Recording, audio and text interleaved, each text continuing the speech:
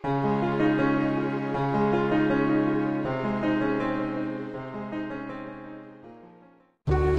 siya.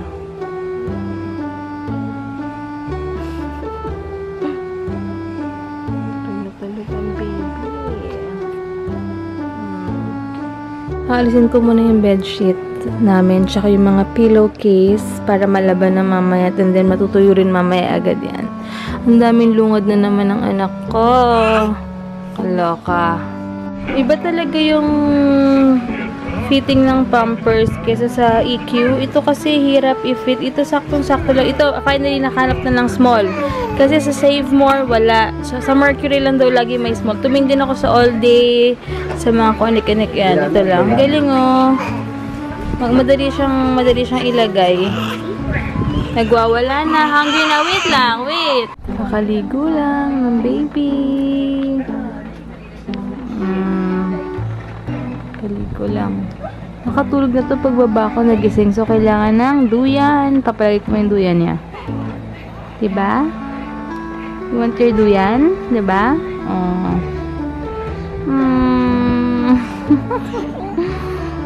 Ulam ay... Ano to? Hindi, dito lumpia. Yung panalagay sa lumpia. Tapos tuna, fish.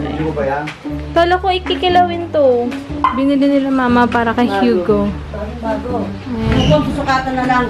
In-order na po niya. Sukatan nyo, tapos sa Uratex. Kapaka-spoiled na bata. Kaloka, may duyan na, may ganito pa. Uratex lang yan. Diba? Ang bait lang, oh. Nakaganyan pa yung kamay niya. O, paano? Bukas, takbo tayo? Si Heinz ganyan matulog. Yun na ganyan. Kalabasa. Ay, ano naman po. Tumpakwan muna. Tsaka ng kalabasa. Ha? Transfer na. Hindi, wag. Yan lang muna. Ano siya sa crib niya. Tulog. Kailan na siya? Gumawa si mama ng banana cue. Tinabi ni mama sunog, kakalaro. Nasunog. Ayan. Sabi ko, naggawa siya ng saging na puti. Walang brown sugar. Sabi ko, dapat din siya nagaganto lang. Hindi siya nagbabanana kipag white sugar. Sabi niya, ayan daw din yun naman sunog. Kakalaro ng cookie jam. Very good si Lola. Tinago niya pa ha. Feel na feel niya yung cream niya. Hey. Nakita ka na naman niya. Kaya naman. Yak na naman yung pinakita ko. Tagal namin yung pants para nainitan siya. Tingin na sa nanay niya. Magsuso. Hey. Erika. Hey guys! We're here again with Hugo. With Hugo. Ay, ka sa kanila, baby, oh. Ay, kita yung chan. Wait. Tinanggal namin yung pants niya. Dahil... Wait lang. Hirapan ako. Tinanggal namin yung pants niya kasi iyak siya na iyak kanina. Parang siya mapakali. Yun pala, si mama hanggang chan nilagay yung pajama. So, nairita siya. Hey! Bakit nakasimangot? What's wrong, baby? What's wrong? Hey! Hello po sa mga nakikitan sa akin, sa mga nagko-comment lagi. Hello po.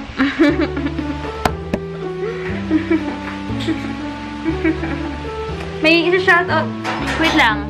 May irita. May shoutout to si mama later. So, antayin nyo. Sabihin mo nila sa kanila. Oo, nairita na talaga siya, ma. Don't tell me you're hungry again, baby, Sige, guys. Nairita na rin siya. Ang init yata dito sa labas. Ayan na mainit. Alam niyo naman to, napaka-arte.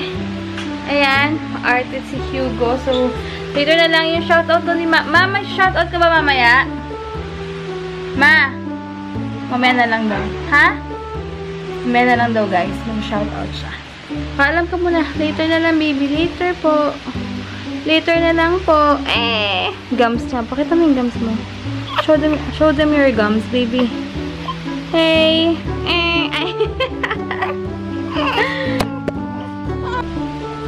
Suot niya na yung bib niya. Hi, Ninang Carms. Thank you so much sa bib ni Hugo. Ayan, nasuot niya. Superstar, born in 2017. Kaya lang irritable. Mamaya na lang talaga. Ayun na siya. Ang irritable. Si yung gusto iyak ko na iyak sa loob eh. Ha? May panty ka na ba? Tahimik ka. Kaya gusto niya dito eh. Hala. Tahimik ko. Ba ito? Gusto niya fresh air. Ayaw niya na aircon na. At least, diba? Tahimik siya dito sa labas. Okay, naririnig niya ako. Tahimik eh. Gusto niya dito sa labas eh. Iba nakikita niya. Nakatap ng hangin, diba? Yan gusto niya. Ito yung mga kalaro niya pag lumaki na siya. Oh, yun. Antayin ka nila, Hugo. Yan Oh. oh. Gusto niya dito. Kadlakad lang ka. Ngalay pa more. Kasawa daw si Hugo sa mukha ko. Ba? Sa press air, oh. Relax na relax ah. Ba? Ang bait mga! Hanapin ko yung manggang disup-sup daw tawag dito. Ay, ito. Oh, sana matamis.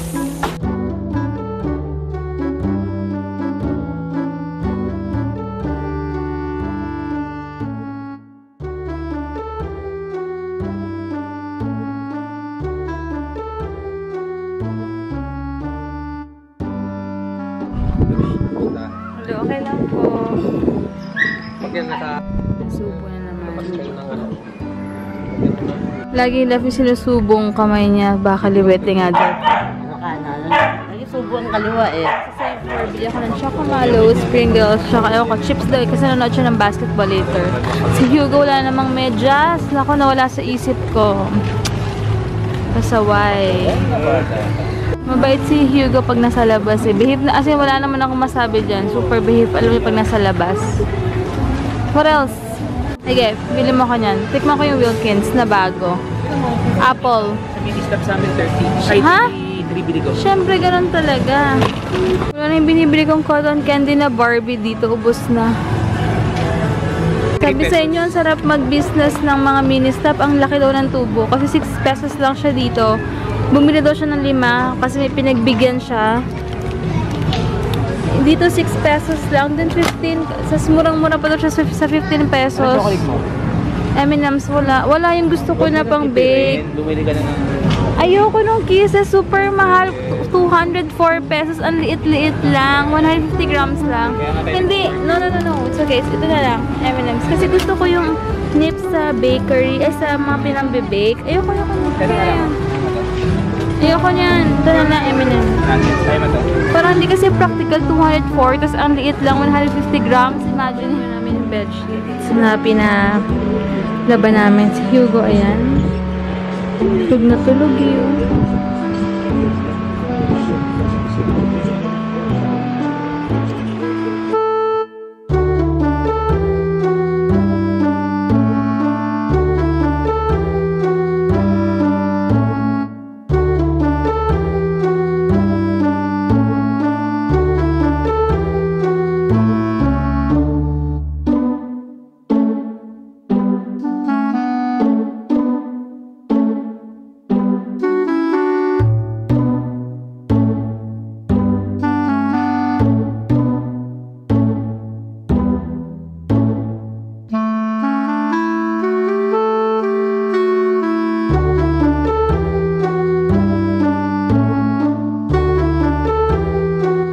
Super iyak, i-give up na sana ako, papaladehin ko na sana.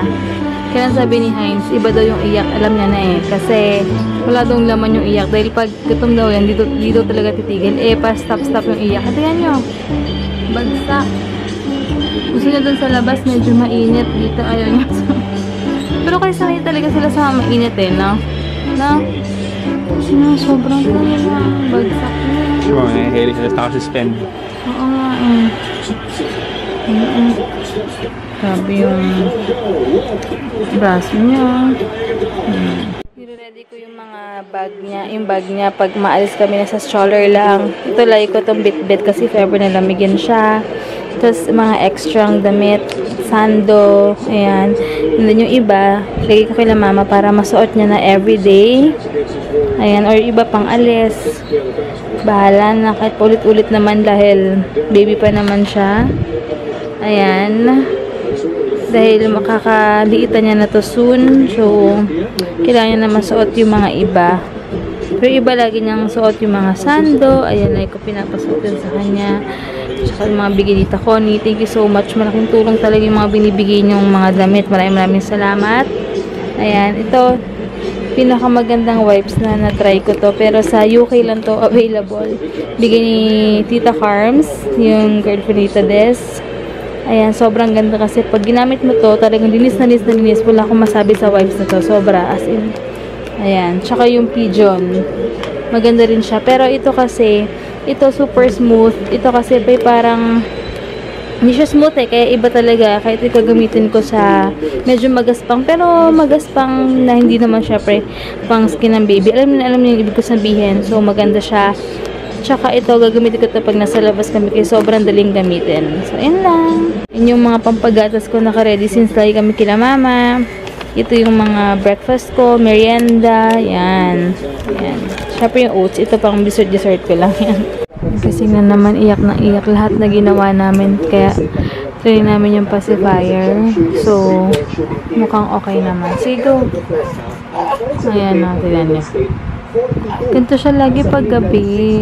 Kasi tulog siya magdamot sa umaga. Oo nga eh. Sa umaga niya laro to. Hindi mo pipigilan. Andok na. Ito naka-pikit-pikit na siya. Ito sila to.